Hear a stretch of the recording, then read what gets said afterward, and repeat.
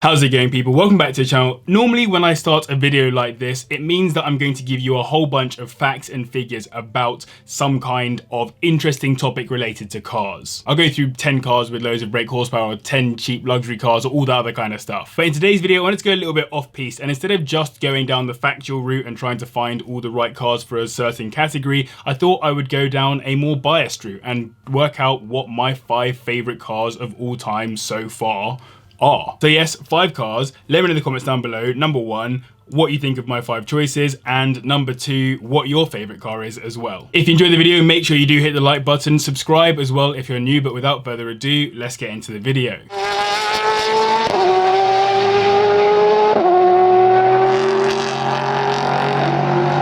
Before we get into the top 5, let me add a bonus car onto this video. A bonus only because it's not actually a production car. It's the Renault 5 Maxi Turbo Group B rally car with its 1.5 litre inline-4 turbocharged engine, putting out up to 350 brake horsepower, yet weighing just 905 kilograms. And yes, I'm aware there is a 5 turbo and a turbo 2, but the Maxi Turbo never got a production equivalent. Now, if you don't know why this is one of my all-time favourite cars, it certainly helps that my dad built one back in the 90s, which he still owns now, and here's a few videos and pictures of that car. If you want to see more of it, jump onto my Instagram at carswithjb. Just 20 of these were produced from the Renault factory, and it comes with a steel shell, aluminium roof, stiffened panelling, and a wind tunnel designed and tested bodywork, which is pretty nuts for an 80s rally car. It was, of course, entered into the Group B rally class, one of the most savage and unforgiving eras of rallying history, and as one of the rear-wheel drive contenders in a class that was heading for all-wheel drive, it still had great success on tarmac, with Jean Ragnotti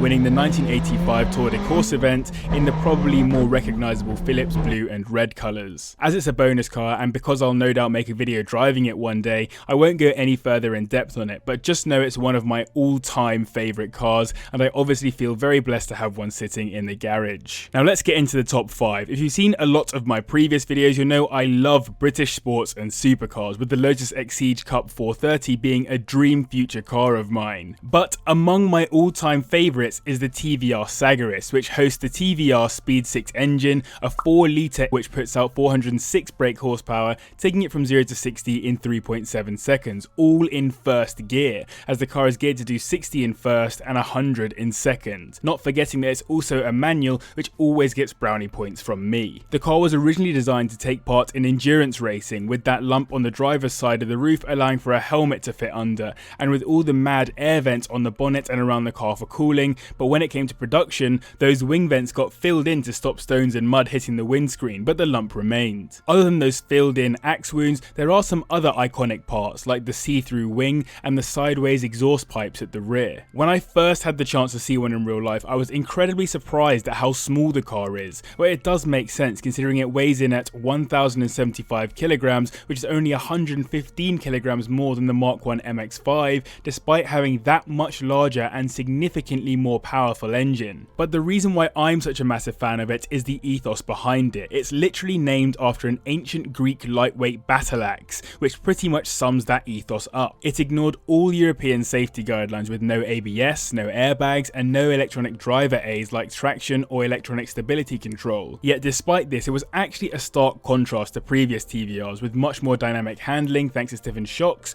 a far more rigid chassis, and a general better build quality overall. I watched every episode of Top Gear as a kid, and it's all a bit of a blur if I'm completely honest, but one car review that stands above them all is Jeremy Clarkson's review of the Sagaris. I think you'll be hard pressed to find many other reviews where someone is that gassed in a car that cost under £50,000 when new. And just for your information, these are available anywhere from £70,000 now, so maybe in the future one will be mine. Another British car now, and as I am a massive fan of the James Bond series, both in terms of the books and the films, in fourth we have the iconic Aston Martin DB5. There are some good looking cars in the world, there are some great looking cars in the world, and there are even some beautiful looking cars in the world, but if you've ever seen a DB5 in real life, the only word for it is sublime. The DB4, of which it was an evolution, is enough to give you goosebumps on its own, but the Italian coach builder Carrozzeria Touring Superleggera really made the DB5 hit different. It hosts a 4 litre inline 6, up from the 3.7 litre in the DB4, which puts out around 282 brake horsepower, taking it from 0 to 60 in 8 seconds, which is definitely not bad for a car that was released in 1963. It's not just a stunner on the exterior, inside the car is an amazing period place to be, with its use of very real materials throughout, which I know sounds very wishy-washy, but it's the best way I can think of to describe being in a classic luxury car which didn't have the same pressures manufacturers have on them today. In 1964, the car first appeared in the James Bond film Goldfinger, with the late Sean Connery playing Bond, and honestly, this iconic Geo is one of the main reasons why the DB5 sticks out in my head as one of my favourites, shallow as that may be. Initially, Aston Martin didn't even want to supply cars for the film, but reluctantly signed a product placement deal and provided 2 cars, one without gadgets and one ready to be modified with many of the gadgets seen in the film, my favourite of which is the revolving number plate to avoid parking tickets. The film cemented the car almost immediately as legendary, with Corgi's toy version of the car becoming the best-selling toy in 1964, and the car being named the most famous car in the world at the 1964 New York World's Fair. Since then, it has often been awarded with the title Best Car in Film, so what I'm basically saying here is it made a bit of an impression. It has since appeared numerous times in the Bond series since 1964, becoming basically synonymous with Bond. With all this fame, however, comes a price. The cheapest I've seen available sold for £600,000, and one that was used to promote the film Thunderball went for £5.2 million. Clearly what you want with these is some history. On to the top 3 now, and in third we have one that is probably amongst many people's dream car lists, a car that many people, including myself, credit as being the first ever supercar, the stunning Mercedes 300 SL. Sometimes I think to myself it's a little bit cliche that I really like the 300 SL, but then I look at it again and it reminds me why. It's powered by a 3-litre straight-six engine which puts out around 240 brake horsepower and gets from 0 to 60 in 9.4 seconds, which is slow by modern standards, but when it was first released in 1954 this was mind-boggling for a road car to achieve, and it was the fastest production car of its time. In 1952 Mercedes unveiled the W194 300 SL for the first sports car series since World War II and absolutely smashed some of the most important races of the year, like coming first and second at Le Mans 24 hours, with the first place car taking a Le Mans record. This surprised many, as the car had relatively low power compared to its peers, but the SL stood for super lightweight, and the car just weighed so much less than competitors with way less aerodynamic drag that the lack of power wasn't that important. From this, the W198 300 SL was conceived to tailor to people who really wanted a performance-focused race car for the roads. It was actually released alongside the 190 SL as well, another car that I'm a major fan of, as you can see here. For me, the reason why this is one of my personal favourite cars is how crazy it is in so many ways. It's highly unlikely we'll ever see anything like it again, a pioneer in the supercar space that basically laid the foundations for the many manufacturers boshing out cars today. The huge shelves you have to cross to get into the car, the stunning interior with numerous different options for leather colour or trims, the massive steering wheel which releases to help you get in and out, the awkward way you have to switch it on, the absolutely magnificent exterior design which must have looked literally out of this world on release, and of course those iconic gull wing doors absolutely set this car apart for me. If you ever get the chance to see one in person, I hope you agree it really is an absolute marvel. It's unlikely the majority of people will ever get the chance to own one of these though, as you're looking at well over $1 million already and prices aren't really ever going to drop, let's be honest. Just missing out on the top spot, we have a car that competed against the Renault 5 Maxi Turbo in its rally guise, the Lancia 037 Stradale, which is, in my opinion, one of the single most beautiful looking cars on the planet. It's maybe not as significant to the history of cars as the 300 SL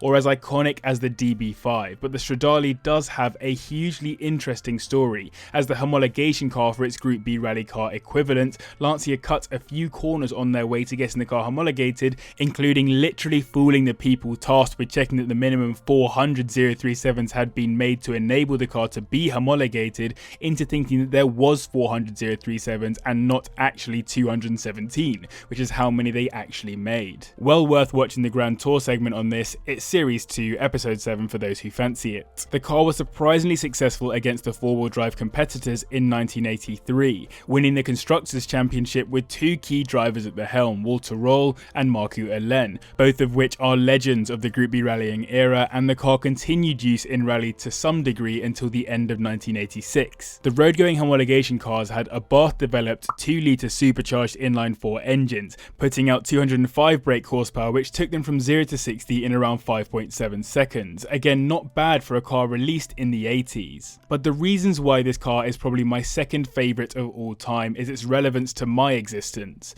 My dad and I used to watch Group B rally videos together from well before I can even remember, and the car that always stood out to me then was the Martini liveried 037. Even then it was my favourite looking car, and the 80s boxy and flared style remains my favourite through to today. I'm also a massive Alfa Romeo fan, and this may be heresy, but to me it feels like old Lancias have even more passion behind them than many Alfas, but along a similar vein. 500 grand will probably just about get you into one of these, but not for much longer I would assume. I just think this car is stunning, and it would probably be my all-time favourite car if it wasn't for my other childhood hero. Taking the top spot in this video, which should come as no surprise to anyone who's been watching the channel for some time, is the Enzo Ferrari, a car which fully takes my breath away every time I see it. It hosts a 6-litre V12 putting out 650 brake horsepower, which takes from 0 to 60 in around 3.1 seconds. An absolute madness for a car produced in the same year as my Polo. It was designed by Ken Okuyama,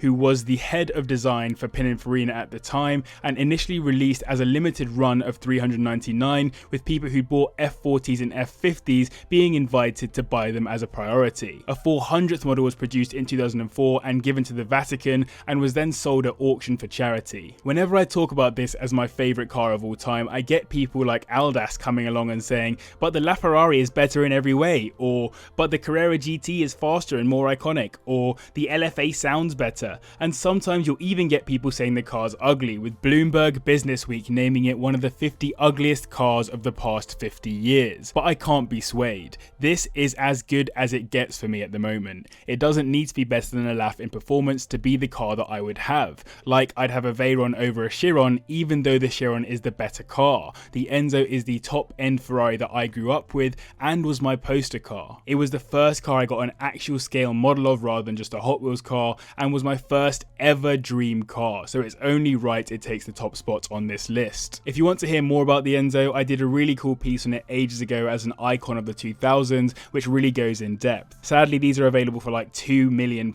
now, so I won't be owning one anytime soon. So I hope you enjoyed this video. If you did, make sure you hit the like button, I'd really appreciate it, and comment down below to let me know your thoughts on my 5 favourite cars, as well as what your favourite car is. Huge thank you to the patrons who just seem to be growing and growing at the moment, it's crazy. And obviously a massive thank you to you guys as well for watching. I'll see you in the next one.